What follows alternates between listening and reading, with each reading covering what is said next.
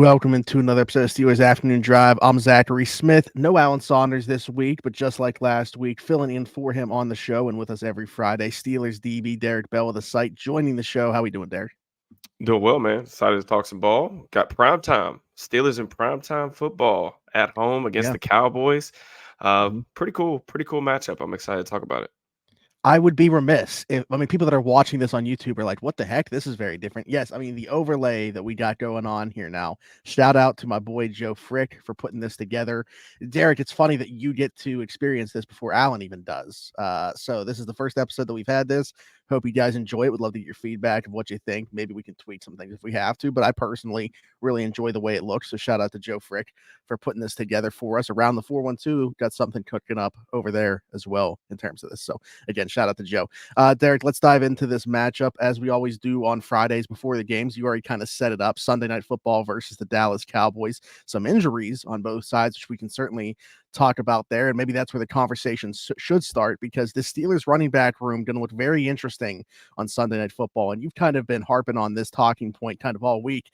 Somebody's going to be feeling terrible about themselves after Sunday night when you look at the Steelers run game versus the Dallas Cowboys ability or inability to stop the run. Well, now it's going to be Najee Harris with Jonathan Ward and Aaron Shamplin going against this Dallas Cowboys run defense. How do you think that matchup shakes out?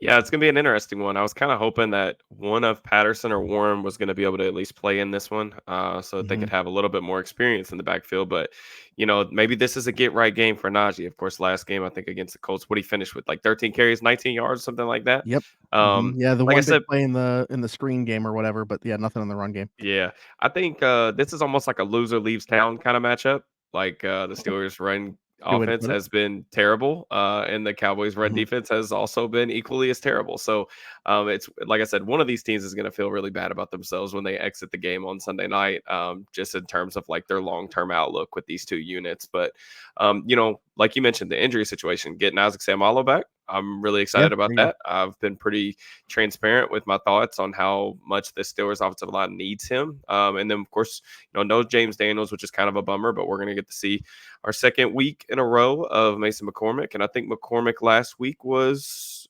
uneven, as you would expect for a day three rookie making his first start. But I don't think that he looked completely overmatched. And I think that this is Mhm. a better matchup for him specifically. Grover Stewart last week, Colts, pretty good player. The Cowboys, Yeah, we can not talk enough about people some talk about Grover Stewart. I think that very good he's player. very underrated. Yeah. He wrecked Um, he wrecked shop last week. But this Cowboys interior defensive line, yeah, it's interesting. should be able to get them. Yeah, to that point, I do think that this is a matchup that should favor the Steelers' run game. I mean, Mason McCormick, he's going to have his lumps, I think, primarily in pass pro, but as a run blocker, I think much more comfortable with what he's already at and expect him to grow in that regard. With the running back situation, friend of the show, Nick Farabaugh, putting out there that is a grade 1 PCL sprain for Jalen Warren. I know that they expect him to be able to do a little bit more next week. They're targeting either against the Raiders or the Jets for him to be able to make a return. I would lean on the side of caution. I would probably look more at that Jets matchup. In the case Mhm. of Cordero Patterson, not a high ankle sprain. They're saying it's a lateral middle ankle sprain or mid ankle sprain, however you want to word that. And he should be able to start ramping it up a little bit more next week. Again, I think he's kind of on the same timeline though. Like, is he going to be able to get back against the Raiders or is it against the Jets? If it's against the Jets, it's going to be funny because you're going to be getting like Highsmith, Warren, Patterson all back in 1 week. That could be huge if you can get a couple of wins here in the next couple of weeks going into that one for sure. So you have those obviously to deal with. I mentioned Alex Highsmith, still know him this week. Getting some guys back, Jeremiah Moon, who they can certainly use the edge depth. Interested to see what he's going to be able to provide behind Nick Herbig and TJ Watt. He's going to be able to go. You mentioned Isaac Seumalo, obviously. The one that's curious to me now, Larry Ogunjobi, late in the week, popping up with a groin. And Alan even mentioned on the show he thinks he jinxed this and wants to apologize to Larry Ogunjobi because he had just asked TA about Keanu Benton's playing time. And then Larry Ogunjobi pops up with a groin injury, which, if that happens, if Larry Ogunjobi's not able to go on Sunday night, you're going to see an uptick for Keanu Benton, which I don't mind seeing that, but I don't want this to be the reason why. Sure. Yeah. I mean, Ogunjobi, man, like it always just seems like it's something. I honestly don't even look for him on the injury report anymore. I just kind of assume that he's on it. I never really know exactly what he's on it for, but he's a guy who doesn't practice a ton. But yeah, it's unfortunate. I actually thought that Ogunjobi was a bright spot. Really, the entire interior defensive line was a bright spot last week. I know Taylor Mhm. had big runs, but one of the big runs was the result of like a poor gap fit from Patrick Queen. They held the Colts to 35% rushing success rate. Hayward was dominant once again in that game. I thought he was their best player on defense by far. And Benton and Ogunjobi had really nice moments, like flashing into the backfield, running plays down from behind. So would be kind of a bummer, especially because I think Ogunjobi's been, he's been his Yeah. normal. He's inconsistent. Like he'll have weeks where you don't hear from him, and then you'll have other weeks where he makes a lot of plays. And but yeah, I'm always pro Keanu Benton snaps, but I don't want it to be at the expense of their depth. But in the case of Larry, the thing that's been good this year is up until now, he's been healthy. Like that's been the biggest thing. And when Yeah, Alan was talking about that, I thought he was going a different direction because I thought he was going to say he brought up the TA how much of a difference maker is a healthy Larry Ogunjobi, especially like week 1. I thought he was awesome. yeah. So I don't know. Unfortunate for him. Hopefully he is able to go. If not, I definitely have the faith in the guys up front. I think that is the one spot along the defensive line where they can afford to have a guy miss a game here and there. Let's talk about things from the Cowboys' perspective. We know they're not going to have their edge rushers, Demarcus Lawrence, Micah Parsons. Neither one of them going to go in this one. Right before we started recording, I brought up the corners, Kalen Carson, listed as questionable, as well as Trevon Diggs. Diggs is interesting because like they're making it seem like it's no big deal and he's certainly going to go, but he's gone backwards in terms of his practice participation as Hmm. the week has gone on from, limited to DNP. So like, I guess he's going to just show up on Sunday and go without practicing on Friday. Not to say that that's uncommon. I mean, guys have done it before, certainly. Sure. But you just wonder, like, man, if one of those guys or both those guys don't go, that corner room looks a lot different. Yeah, no doubt. I mean, like you said, Diggs, Kalen Carson, another young guy that they've got, kind of inserting there as a starter. It's an interesting group. I think that Diggs in particular, like you said, I think he's gonna go. One thing about Diggs, like, he missed a lot of time last year with that significant injury. I actually think that, like, just combing through the film, like, I think he's been okay for the most part this year. He didn't like to tackle, so that's something you got to Mhm. watch for. But he is a guy like the Cowboys. They play a lot of single high, and like he's a former receiver who has excellent ball skills. So just in terms of like things that could potentially turn the tide in this matchup, like we saw, the Colts game, they were -2 in the turnover differential marker. I think that the turnover battle, as always, is a big thing that we should be looking for Sunday. Like he's probably their most dangerous guy with the ball in the air. So definitely something worth keeping an eye on. Yeah, absolutely. Okay, we've kind of touched on the running game for the Steelers versus the trying to stop the run, if you want to say Mhm. that's what the Cowboys have done this year. What other matchups are you circling in this one on paper? Like which ones are going to determine the way that this thing goes? Yeah, I mean, I know that TA said that there weren't anticipating, or maybe like he was being coy about Joey Porter Jr. potentially following Mm, around CD Lamb, but that's a matchup that I I kind of mean, just want to see. what else is he going to do? Yeah, No yeah, Brandon Cooks, like yeah. I think it's going to be interesting. The Cowboys offense, man, is like it's weird because it's so old school, and I know like McCarthy's the guy over there. But it's just, man, like it seems so dated. They don't use a lot of play action, heavy gun. There's no motion. There's no RPOs. Like it looks like I'm watching like a 2000s offense. Now, to their credit, like they can get away with it sometimes. Dak hasn't played his best through the first month of the season, but mhm, Dak is an extremely good processor. He's a gutsy thrower, especially in between the numbers. Loves to throw the ball over the middle. But I mean, I think CD, like if you just look at the Cowboys and just the way they feel when you watch them on tape, they don't have a lot of playmakers. They're another team that really can't run the football. So it's kind of all just dependent on Dak being like really an elite player in the drop back passing game. It's just a really hard way to live, especially when you have a young offensive line. But I just want to see if like the Steelers want or feel a little bit more comfortable this week, maybe going with some man coverage. Like their man coverage rates have been down tremendously or down a decent amount since last year. So I kind of want to see the CD and Joey Porter Jr. matchup just for entertainment purposes. And I also think it kind of makes sense. Like make someone yeah. else on the Cowboys beat you. Not saying Joey's going to just completely lock up CD, but I want to see that matchup.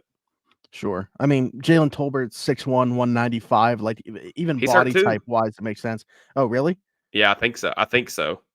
Mm. Okay. I saw Well, Jerry Jones had a funny quote, man. I tweeted about this, but every time he opens his mouth, I'm just really glad that they don't have like Omar. Not that he's not a dumb guy, but yeah. it just makes me laugh. Like he does all these like weekly interviews and stuff. He Hmm. compared this wide receiver that they're elevating off the practice squad to Des Bryant. And he was like, Ryan Flournoy. yeah. He Yeah. was like, Yeah. he's like on a personal level, he's got some Des Bryant like qualities about it. But I'm like, I've watched this team play 4 games on tape, and if this dude looks anything like Des Bryant, why is he not active? Like, you guys don't have Yes. like, look at who you're giving snaps to. Right. Yeah. That's classic Jerry, though. So yeah, we'll see how that matchup shakes out. You know who people have been talking about a lot is Patrick Queen. Um, Yeah. Alan did a podcast about him. His morning rush was about, is this a get right spot for Patrick Queen? What have you made of Patrick Queen's play to this point? And do you kind of agree like this could be a spot where maybe we do see Patrick Queen look more like the Patrick Queen we thought we were getting? Yeah, I mean, I think that it's fair to acknowledge that he's off to a slower start, maybe a slower start than like I anticipated.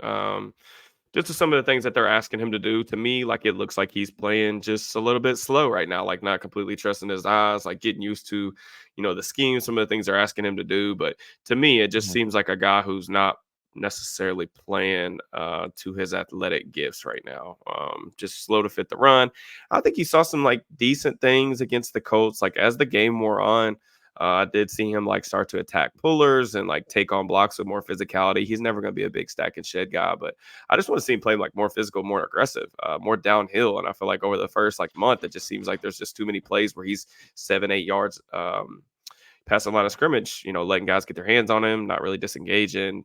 I do think there's been some positive things in coverage. Like this is going to be a big week for him in coverage. Like if I'm assuming what we're going to see, just me personally, I think that the Cowboys are probably gonna like they haven't done it a lot this season, so it's kind of we'll see. But I think the Mhm. Cowboys are probably going to use a lot of empty against the Steelers. The Steelers defense typically Mhm. sees a ton of empty. I mean, The with what Colt, they're getting from their backs, yeah, might and as the well, yeah. Colts last week had some good moments against the Steelers. Steichen kind of had them in the Mhm. microscope a little bit. Flacco, I think, was like 5 for 6 for like 62 yards. They had good calls against the Steelers empty checks. So I think Dak could maybe like he's good in that regard. You also look at like what Dak did just last week against the Giants. He was 13 of 14 for 143 yards and 2 touchdowns and passes under 2.5 seconds. Like the Steelers pass rush, obviously you want to try to negate that with quick passes. A lot of teams do that with the Mhm. empty. So those are kind of things. But I mentioned Queen, like he's going to be important because like Dak does like to push the ball in between the numbers. Like he will definitely throw into tight windows. So I'm interested to see maybe if Queen can get himself his first interception or something like that. Yeah, speaking of that, speaking of the turnovers or lack thereof, TA kind of touched on Minka Fitzpatrick. I think a lot of Hmm. people have talked about his lack of splash too. I think that Minka's playing fine, relatively this year, but you haven't seen that splash, and this has kind of been the thing going back to last season as well. Now, obviously, last season it was like stop start because of the injuries being endured and stuff like that. But what have you seen from Minka? And kind of that same note, like, are you kind of just waiting for that splash to happen? Are you okay with the turnovers not being created as long as he's in the right spots and kind of forcing teams to go other directions? Or where do you stand with that? Yeah, I mean, the good news is that Deshaun Elliott is playing out of his mind right Yeah. now. Hmm. Like I I can't even believe like I've always thought that he was a solid player, but like I don't know where this came from. But he's Hmm. he's legitimately been one of the best safeties that I've seen all season. Say what we And want about PFF, but this is when they're good. They had him on their yes, first quarter of the season, all defense team. He was well, you their got to starting remember, strong safety. Smitty, So, when PFF grades players that you like highly, PFF is yep, good. When yep. PFF grades players you don't like, Hmm. that's how people Yeah. typically treat the In all grades. seriousness, like I feel like I need to reiterate this every single time that this comes up. I think that they are a very valuable, useful site. I Sure. don't understand the grades, and I They're think that that's pretty much kind of, pointless. How yeah. how is Alan not here and we're still talking about PFF? Mm, There's yeah, that's no on me. That's on yeah, me. that I was say He's gonna be there's very upset to know he couldn't yeah. partake in the Yeah, I conversation. was about to say I almost feel guilty like even talking about PFF at all or anything like that without Alan here because I know like his ears are Yeah. probably on fire right now. He's probably like at his Oh, he home just just texted me. No, I'm kidding. yeah. No, but going back to just the good things like Deshaun Elliott's playing out of his mind. You look at him Mhm. and Minka Fitzpatrick. Neither one of those guys have missed a tackle all season. We're a month into the season. Neither one of us missed a tackle. That's pretty fantastic. Minka's been fine. Like, I think he's made some good plays in terms of like stopping guys short of the sticks on third down. He hasn't really been able to get around the football very much. I think he was really close to making. I thought Flacco just made a really good throw. He got him on third down once last week, kind of in their cover three buzz look on third down. But Minka's fine. I'm not really worried about it. I think sometimes like turnovers can be just really fluky, man. Like the best players always seem to Mhm. get the benefit of the doubt there, and like they get around the football more than others. But it could be fluky. Like you can go through peaks and valleys, and I just think that we're kind of in one of those, I guess, valleys with Minka. But I'm not really overly concerned. I think the big thing is like that a lot of people probably are happy about is he hasn't played. He's only played in the post this year. Like he's only played in the post, and then like he's come down and done like some hook curl stuff on third downs, but like he's played, I don't know what the exact number is, but I think he's played like a dozen snaps in the box all season. Like Mm, Elliott's arrival has allowed him to yeah. go back to play in center field, which I know is a lot of like Steeler fans were killing Right. everybody about that topic over the summer. So So so that's the been a good thing. process has been there, it just Sure. hasn't Yeah, happened. I absolutely. mean, the For idea sure. of that they wanted to get back to Minka in those areas of the field has happened. Hmm. They're keeping them out of the box. It's just the turnovers haven't come yet. I want to switch gears here and talk about something on the Steelers side of things here. George Pickens, I want to talk about him potentially in this matchup. He is 10th in yards per route run against zone coverage. The Dallas Cowboys run the fourth most zone coverage in the NFL. Do you think that this could be a George Pickens game? And of that same breath, like we've seen Justin take steps as a passer the last couple of weeks. Second half of last week was awesome to watch just from that perspective. Are they going to be able to unlock George in this one, do you think? Um, if not George, who? That's kind of my question. I don't Yeah. know. You know what I'm saying? Like that's kind of the every week we go into these things, man. Like I feel like they don't really have another choice but to get him going. Like he did some good things last week. Of course, the turnover in the red zone was a killer, right? And Hmm. Hmm. he dropped the touchdown, whatever. But I mean, he still did some good things. It's very, very clear to me that you know Justin really trusts him. And I think that the relationship between those two guys, it was really cool. Like that deep ball that Justin hit to him down the left sideline. The Colts are playing single high, and it speaks to the confidence that Justin's playing with, but also the confidence that he has in 14. They're in the gun. He literally hits the back foot of his drop, hitches up. Broderick Jones takes an L on the right side of the offensive line, and Justin gets the ball out so quick, and he just delivers a perfect strike right in the breadbasket to George. It's almost like when the ball's in the air between those two, especially down the field right now, I just like expect it to hit. And like Yeah. they've done Yeah. some really good things there, throwing the ball deep. The Cowboys this season are like a really heavy like cover three team. Like the Steelers have seen some heavy cover three teams. Most importantly, like last week against the Colts, to which Yeah. they were able to move the football a little bit. But just this season against cover three, like I was just looking up some numbers. George Pickens 29 routes run. He's got 11 targets, so pretty hefty target share. 9 catches, 117 yards. And he's also drawn a couple penalties. So there you go. Yeah, I think that the one-on-ones outside between whether it's him and Diggs or him and Carson or whoever, I expect that to continue to be a theme throughout the season. They don't have a choice other than to feed him the ball as much as they can. 11 targets. I think only 3 of those were like go or 9 routes.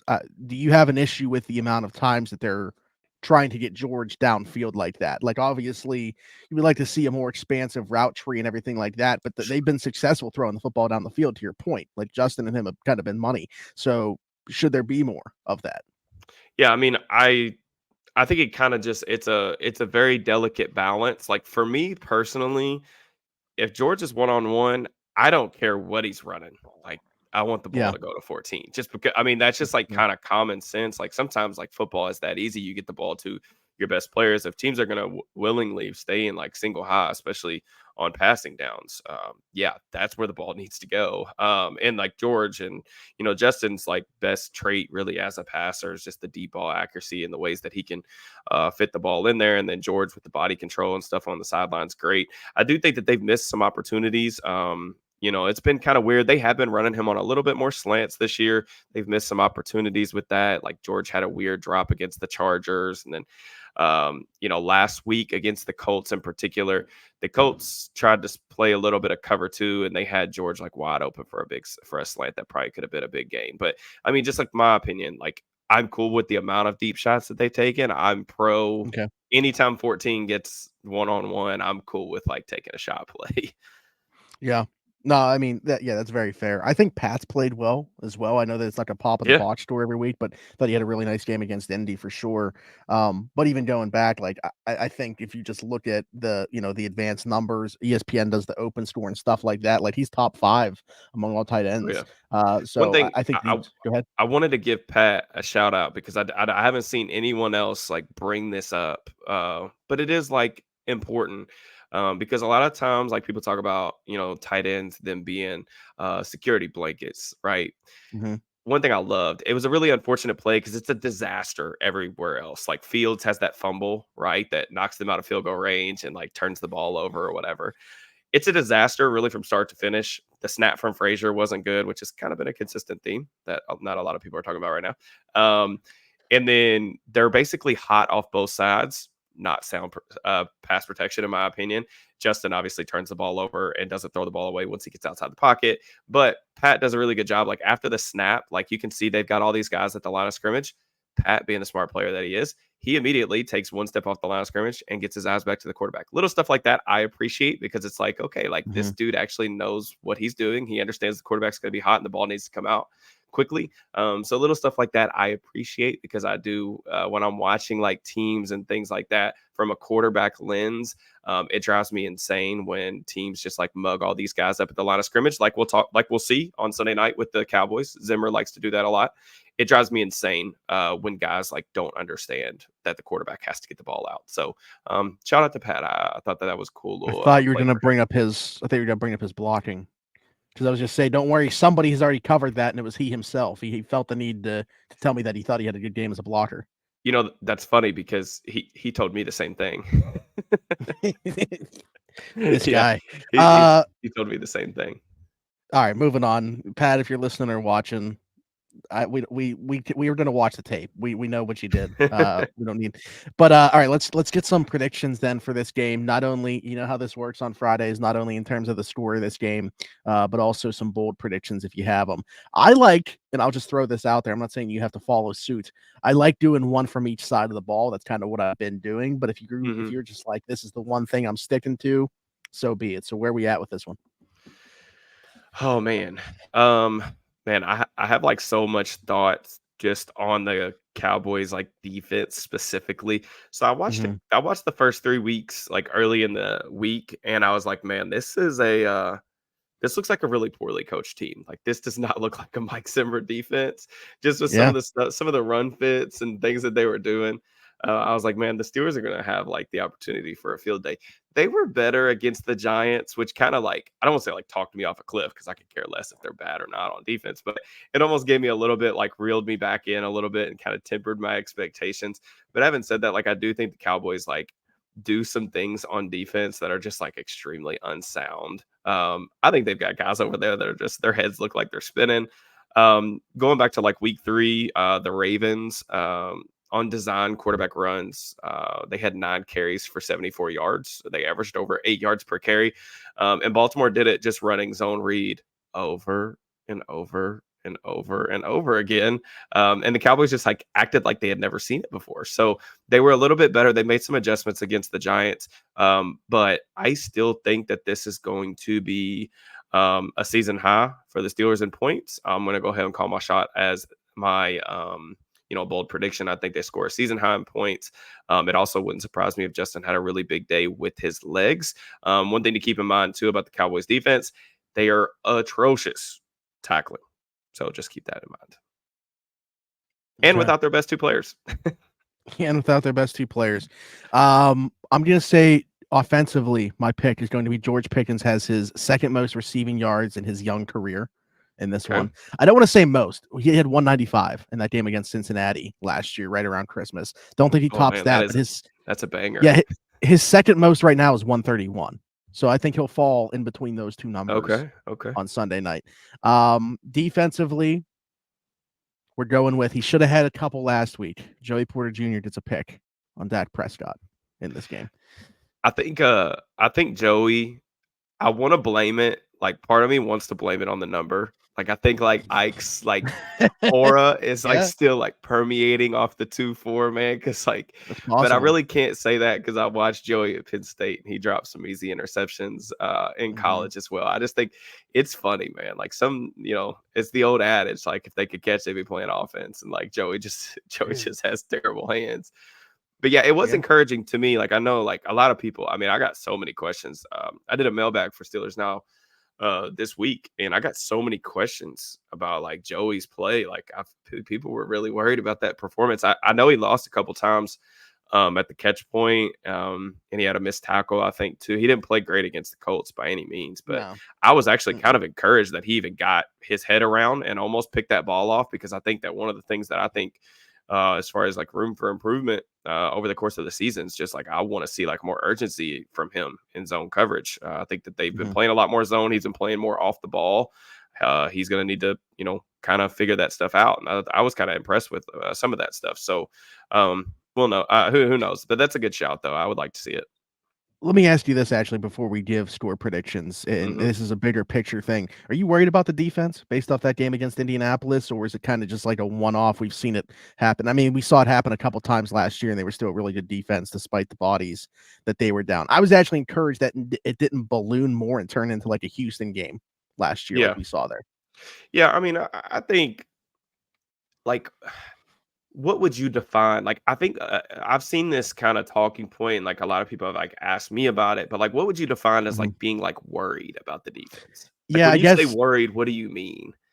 Well, yeah, communication, right? Because like there's a ton of times on Sure. tape and going, but even watching live, you could see Patrick Queen throwing his hands up on a couple touchdowns where Yeah, yeah. it just seemed like guys weren't in the right spots. There was one where Beanie Bishop seemed pretty confused, and it's honestly been a growing theme through the Yep. early portions of the season in terms of where he was supposed to be. But so more so the communication aspect than anything else. Like TJ Watt being held off the stat sheet, we know that that's not going to be a theme going Sure. forward. It just Yeah. seems like Steichen and the Colts have a really good plan to minimize him and attack this defense in general. But yeah, I Yeah. guess so. My question to you is: are you worried about where the communication aspect of things is when you're green dot Patrick Queen first year? Yeah. I mean, I think that some of that is definitely true, right? When you're playing a lot of zone and like you're trying to pass things off and like the spy drop element.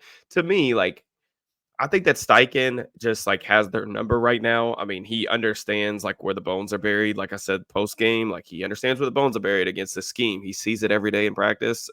With Gus Bradley, very similar coverage contours. Um, but I mean, not every team's going to have the Colts offensive line. I think that's a big thing. And like the Colts are one of the few teams in the NFL that the Steelers just can't bully up front. And we saw like the pass rush be a little bit hit or miss against the Colts for sure. Mhm. And then, like I said, Steichen's just a really good play caller. I'm not necessarily worried in the sense of like that the Steelers aren't going to be a good defense. And I definitely don't think you are either. But No. I kind of wonder a little bit like what the defense is going to look like once they start playing Mm. better quarterbacks and or teams that they just can't wreck shop up front with their front four. Because like right now, like it's a really vanilla scheme. I mean, it's like pretty much like it's a lot of rush four stuff, like spot drop cover three. I mean, they're playing cover three. Like the last time I looked, I think it was like 48% of their snaps. I mean, that's just like Mhm. that's just an unbelievable, Yeah. unbelievably high mark. So it's like my thing is what's the what are the I guess counters or the layers of the wrinkles to the scheme that they're going to roll out when they do see some of these like better quarterbacks or better offenses later in the season. So I'm not worried in terms of like they're going to be a good defense, like barring some like really really bad injury luck or injury to Mhm. 90 in my opinion. But I just Yeah. when we get to the playoffs and like how does something like this look against some of those teams? Like, I think it's fair to ask that question, but I don't think it's anything like even to that point. I'm not ready to hit like the panic button or anything like that. Sure. Okay. All right. Let's get into some game predictions then. Before we get out of here, I like a lot of what you said with yours in terms of where this team's going to be at offensively in this game. They would have scored 27 against the Chargers if they didn't kneel it out at the 1 yard line. I think they scored Sure. 27 in this one. So I'm going Steelers 27, Cowboys 20, Sunday Night Football. Where are you at? That was actually my exact prediction. So you took my prediction. Oh, brother. But yeah, I had 27-20. Like I said, I think this is going to be a decent game for them. There's a lot of intriguing elements of the matchup. I like originally I thought that this game had a potential for the Steelers to like have like a true breakout game. The one thing that does scare Mm, me a little bit is like Dak just hasn't like been playing extremely well. I thought things were better last week. Anytime like you're facing like I think like Dak is like a good quarterback, but anytime you're facing a good quarterback that has the capacity to get really hot, especially like once he gets in a rhythm and like knowing just how soft the Steelers have been playing like coverage wise this year. That scares me a little bit because I know like Dak is like, he's a really good processor. And like if he gets the ball out quick, it can kind of give them a little bit of issues. But I just think like they're going to be one dimensional. The Cowboys aren't going to be able to run the football on them. I'm very intrigued to see if the Steelers can actually run the ball this week, just yeah, because I just think if it doesn't happen this week, man, I don't know. I don't know if it's gonna happen for a little while. I mean, I'm excited about Jonathan Ward getting a helmet. I'm not excited about why it happened. I think he's got some juice. I think he's an NFL back. If you want another bold prediction from me, I don't know if this is going to be a good or bad thing for Najee Harris. Jonathan Ward leads the team in rushing yards. Okay. How about real quick before we get out of here, how about Aaron Shamplin last week Mhm. getting his NFL debut, right? Has he ever played before? I think so. No, Okay. I'm pretty sure. Okay. I think the first play of the game, they had him step up in pass protection and like catch a defender in the A gap, and then they randomly gave him really an inexplicable carry with like 40 seconds left in the first half, trying to Yeah, like he settle played for like that field 13 goal. touches. Yeah, Yeah, it was or I'm just funny. sorry, Like, he played 13 snaps. I said 13. He didn't do 13 touches. He yeah, played 13 snaps. yeah. My guy Art had he had some Mhm. head scratchers in that first half. Yeah, Man, I was just very confused on that 4th and 1. I don't know if you caught this, but they have Ron McCollum out yeah. there. The one snap he played. Yeah. The one snap he played, and he blows his block, and Fields gets hit. It Mhm. was the coaching was very it was one sided last week to say the least. Yeah, absolutely. All Yeah, right, it's a well, tough one. and it was with you in the building, unfortunately. I'm bad luck. DB, yeah. Well, yeah, hopefully, you're not coming Sunday night, are you? No, just one more All right. game for me this year. That's it. All right, my prediction will stand then, the Steelers to win this one, knowing that DB won't be in the house. No, but in all seriousness, tell the people they'd find you. Yep. At Steelers_DB on Twitter and YouTube, and all my written work can be found at SteelersNow.com. There we go. Like, subscribe, hit that notification bell here on YouTube. Hit us in the comments with your thoughts on anything that we talked about today, a question for a future episode, and your thoughts about the new backdrop that we got going on. Of course, I want your thoughts on those. If you're listening somewhere else, Apple, Spotify, wherever you get your podcast from, be sure to leave us a 5-star review and subscribe over there. Just search Steelers Afternoon Drive, which is the same place you can find us on TikTok. And you can find me everywhere, Zachary Smith, PGH for Derrick Bell, and myself. Thanks for jumping in. Take another ride on the Steelers Afternoon Drive.